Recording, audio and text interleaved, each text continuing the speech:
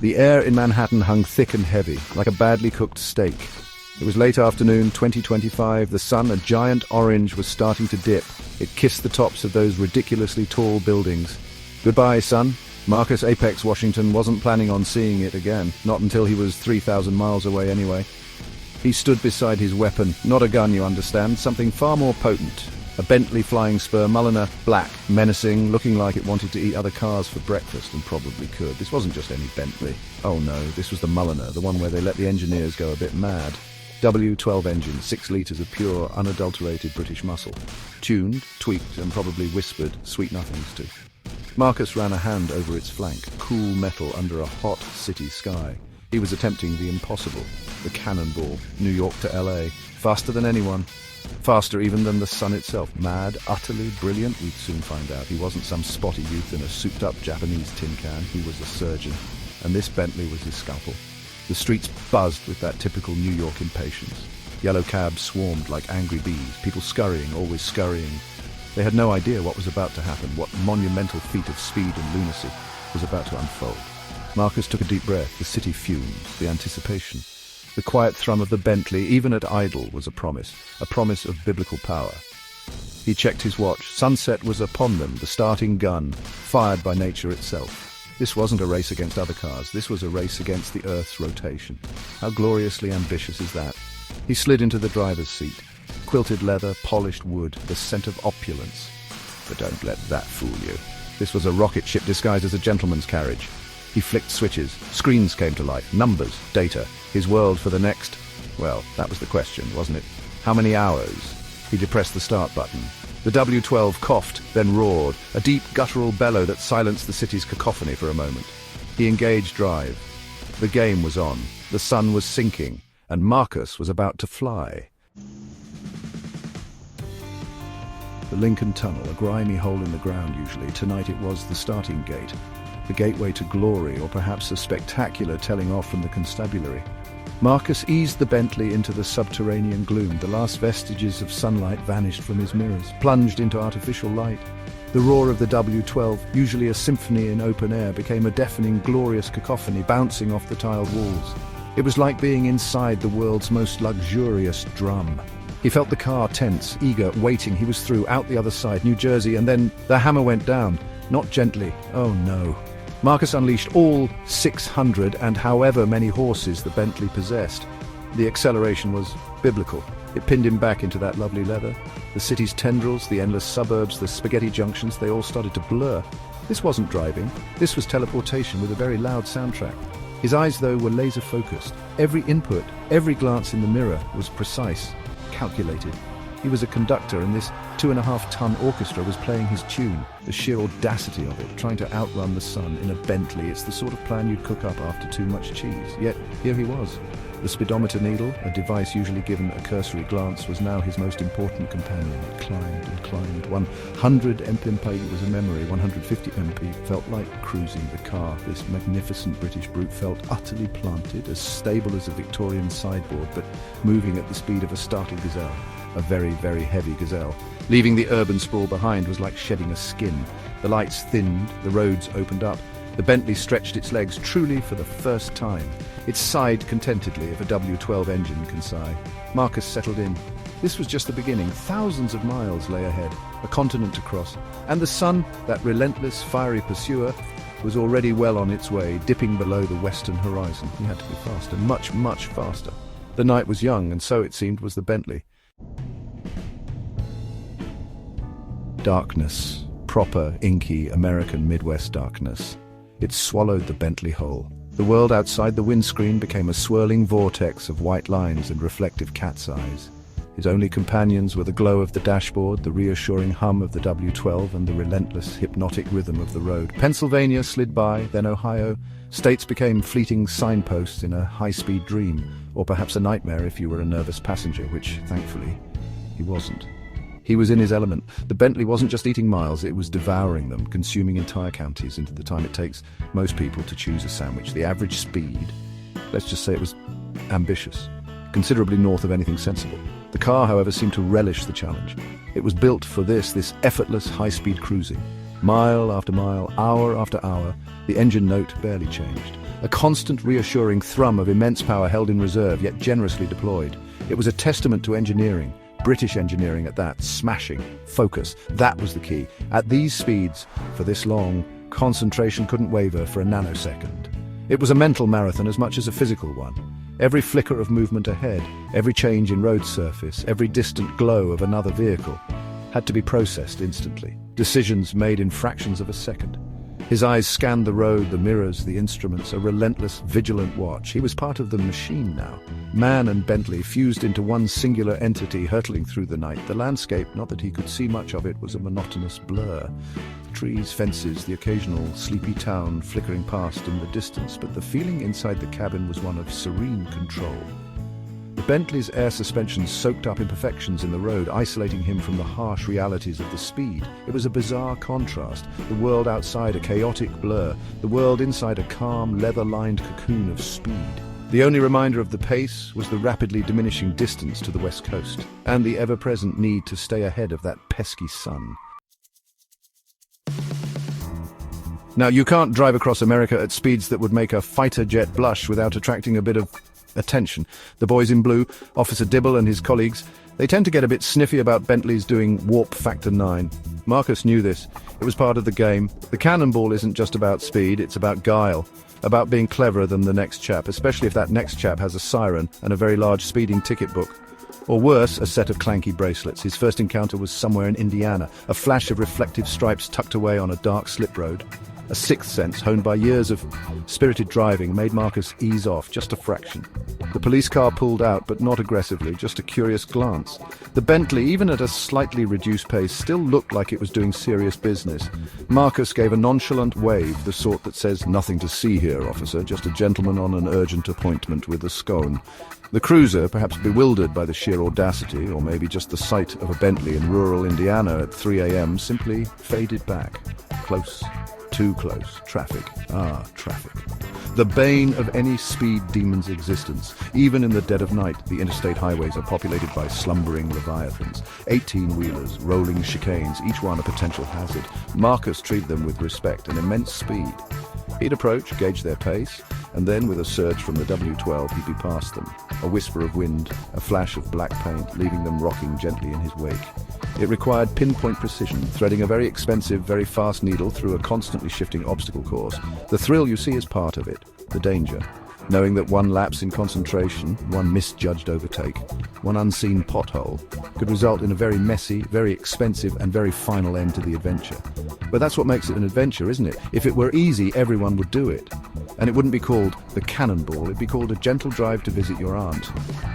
Marcus wasn't visiting his aunt, he was chasing a legend, and dodging the law was just another corner on the racetrack of America. He had countermeasures, of course. Technology, spotters, the usual toolkit of the committed cannonballer. Section 5, the Midnight Express, Bentley's unyielding power. The heart of the night, that deep, dark 3 a.m. slot when the world seems to hold its breath. This was when the mental battle truly began. Fatigue, a cunning and insidious enemy, would try to creep in. But Marcus was prepared. Caffeine, adrenaline, and the sheer, unadulterated joy of commanding this incredible machine kept him sharp. The Bentley itself seemed tireless. Its W12 engine, a masterpiece of internal combustion, just kept on giving, a relentless wave of torque available at any speed in any gear. This flying spur Mulliner, it's not just a car, it's a statement, a 2.5-ton leather-lined missile. Some might say it's too big, too luxurious for a cannonball. They'd be wrong, utterly wrong. Its stability at insane speeds was beyond belief. Where lesser cars would be skittish, nervous, threatening to fly off into the scenery, the Bentley remained resolutely planted. It was like driving a very, very fast bank vault. The power was intoxicating. A gentle squeeze of the throttle, even at 200 miles per hour, and it would surge forward. Astonishing. Fuel stops, the Achilles heel of any cannonball attempt. You can have the fastest car in the world, but if you spend half an hour fumbling with a fuel pump, you've lost. Marcus had this down to a science. Pre-planned stops, high-flow pumps where possible.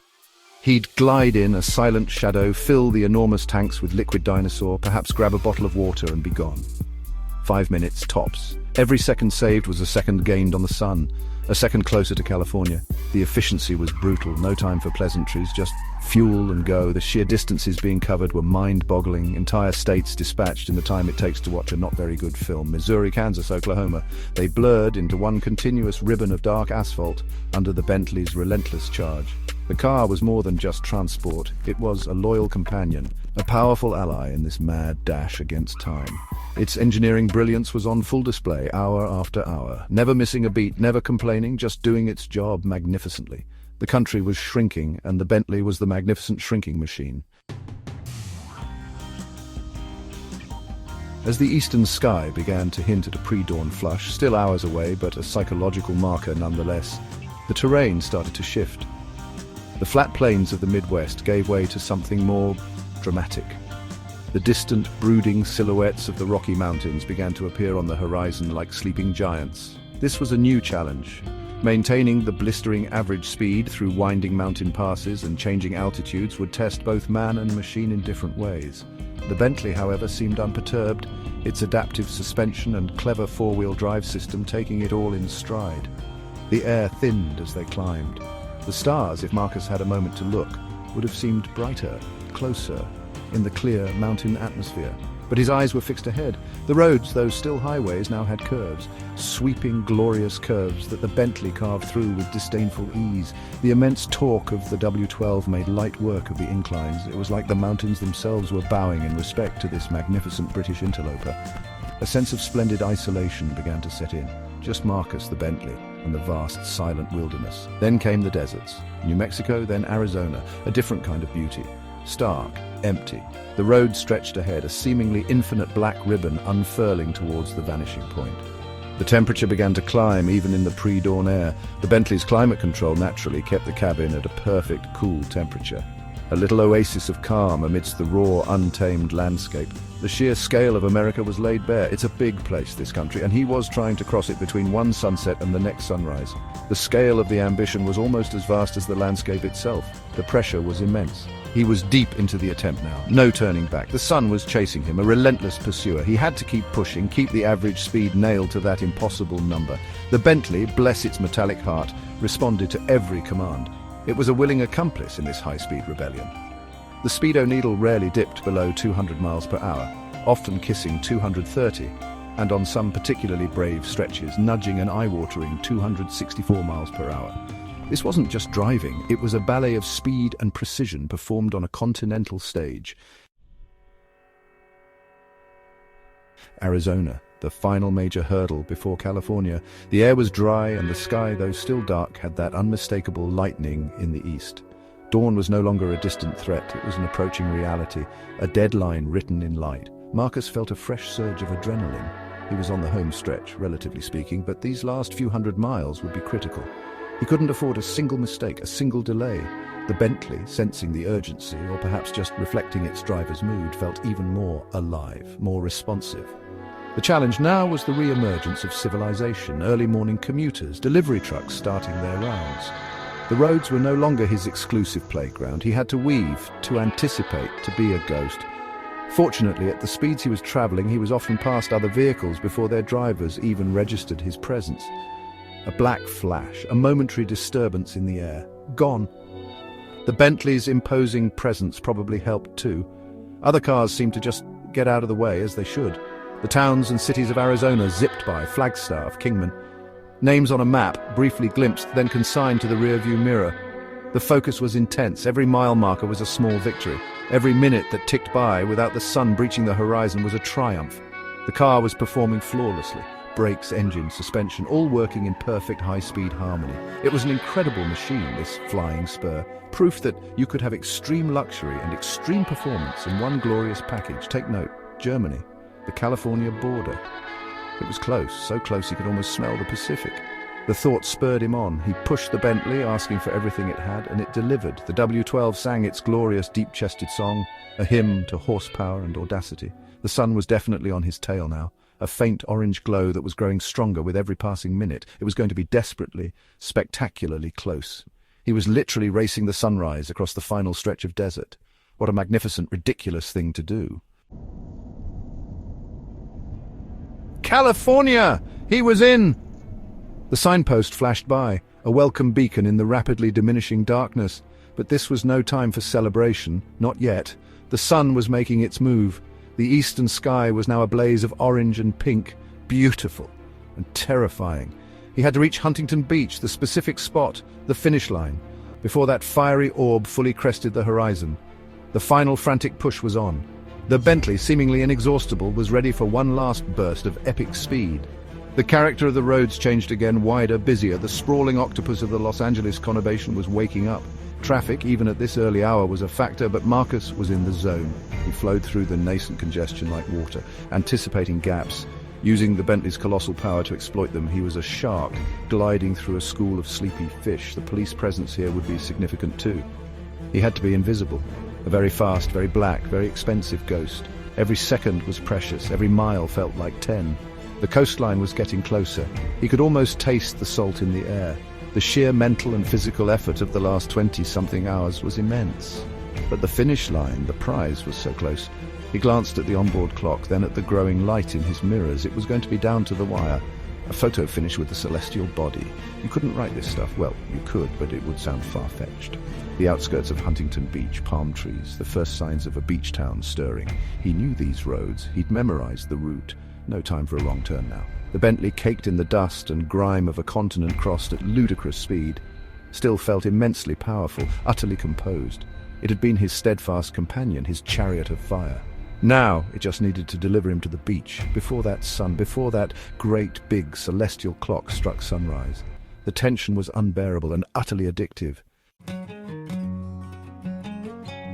He saw it, the Pacific Ocean, a dark, shimmering expanse under the pre-dawn sky. Huntington Beach, the pier in the distance. He was there.